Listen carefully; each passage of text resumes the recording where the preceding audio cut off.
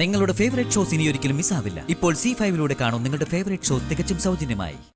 ഋഷിയെ വീണ്ടും അവള് കയ്യിലെടുക്കാണല്ലോ. അമ്മ ടെൻഷൻ ആവണ്ട, ഞാൻ ഋഷിയെ കണ്ടിരുന്നു. എപ്പോ? മുത്തശ്ശിക്ക് തൈലം പുരട്ടാൻ പോയപ്പോ ഋഷി അവിടെ ഉണ്ടായിരുന്നോ? ഉണ്ടായിരുന്നു. ഉണ്ടായിരുന്നു എന്ന് മാത്രമല്ല, മുത്തശ്ശിയുടെ കാലിൽ ഞാൻ എണ്ണയിട്ട് ഒഴിഞ്ഞു കൊടുക്കുന്ന കണ്ടപ്പോ ഋഷിക്ക് എന്നോട് നല്ല മതിപ്പ് തോന്നുകയും ചെയ്തു. അത് ഋഷി എന്നോട് തുറന്നു പറഞ്ഞു. നമ്മുടെ കുടുംബക്കാരെല്ലാം ഭയാലിക്കളാണെന്ന ആളുടെ ഭാഷ്യം. എന്നാലും മോളെ, എനിക്കെന്തോ ഒരു പേടി പോലെ. അമ്മ ഒന്നുകൊണ്ടും പേടിക്കണ്ട. എന്റെ മനസ്സില് ചില പ്ലാനൊക്കെ ഉണ്ട്. എന്ത് പ്ലാൻ? ഋഷിയും ഗോപികയും തമ്മിൽ തെറ്റിക്കാനുള്ള പ്ലാൻ. എന്ത് മാർഗം പ്രയോഗിച്ചായാലും ഋഷിയും ഗോപികയും ഞാൻ തെറ്റിച്ചിരിക്കും. അമ്മ കാത്തിരുന്ന് കണ്ടോ.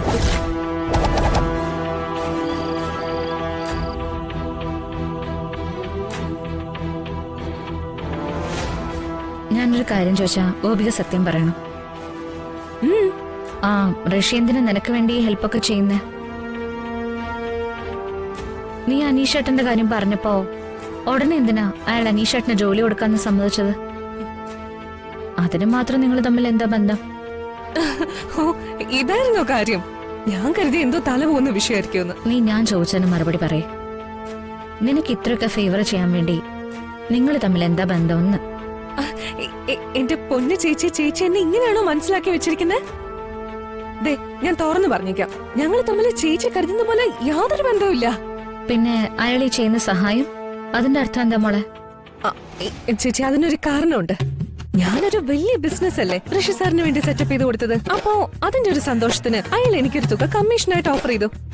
പക്ഷേ ഞാൻ ആ പണം സ്നേഹപൂർവ്വം നിരസിച്ചു. പക്ഷെ ഞാനത് നിരസിച്ചതിലേ ഋഷിക്ക് എന്തോ ഒരു വല്ലായ്മ. എനിക്ക് വേണ്ടി എന്തെങ്കിലും ഒന്ന് ചെയ്താലേ അയാൾക്ക് സമാധാനാവോ അത്ര.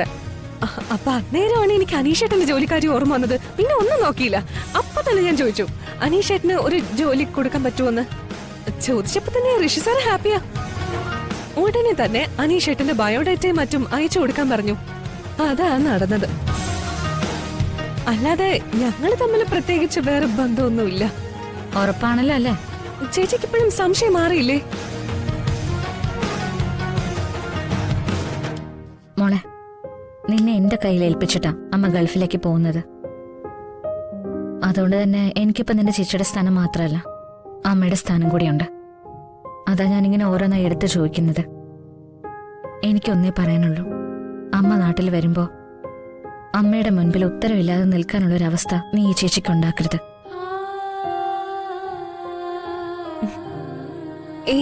ഒരിക്കലും ഉണ്ടാവില്ല ചേച്ചി, അങ്ങനെ ഒരു സിറ്റുവേഷൻ ഒരിക്കലും ഉണ്ടാവില്ല. ഞാൻ കാരണം ചേച്ചിക്ക് ഒരിക്കലും അമ്മയുടെ മുന്നിൽ ഉത്തരവില്ലാതെ നിൽക്കേണ്ട ഗതി വരില്ല. ഞാനായിട്ട് ചേച്ചിക്കോ ഈ കുടുംബത്തിനോ യാതൊരു തരത്തിലുള്ള നാണക്കേടോ പ്രശ്നങ്ങളോ ഒന്നും ഉണ്ടാക്കില്ല.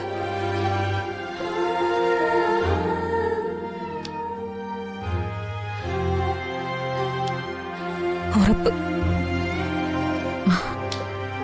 ഞാനത് വിശ്വസിക്കാം.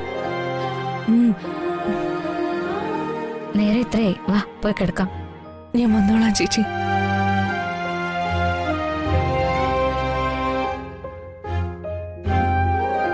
ചേച്ചിയോട് സത്യങ്ങൾ തുറന്നു പറയാത്തത് മോശമായിപ്പോയി.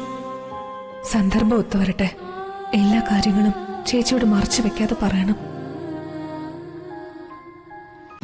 ഡൗൺലോഡ് ചെയ്യൂ C5 ആപ്പ്. കാണൂ എല്ലാ എപ്പിസോഡുകളും സൗജന്യമായി.